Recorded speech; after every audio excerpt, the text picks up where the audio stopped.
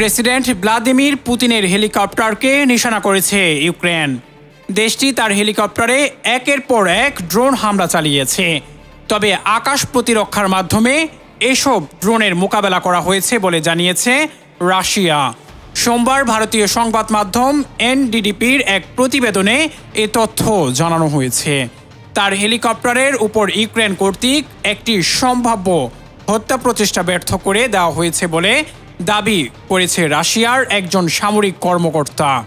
রাশিয়ার বিমান প্রতিরক্ষা ইউনিটের কমান্ডার ইউরি ডাশকিন জানিয়েছেন, গত 20 মে কুরুম্ব অঞ্চলে পুতিনের সফরের সময় ইউক্রেনের একটি ড্রোন হামলা প্রতিহত করা হয়।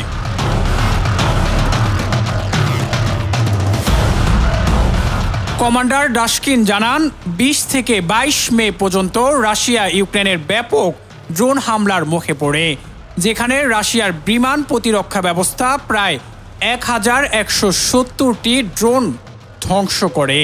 তিনি বলেন, প্রেসিডেন্টের হেলিকপ্টার কুরস্ক অঞ্চলের আকাশ সীমায় থাকাকালীন হামলার তীব্রতা উল্লেখযোগ্যভাবে বৃদ্ধি পায়। আমরা একই সঙ্গে বিমান যুদ্ধে লিপ্ত ছিলাম এবং প্রেসিডেন্টের হেলিকপ্টারের নিরাপত্তা নিশ্চিত করেছি।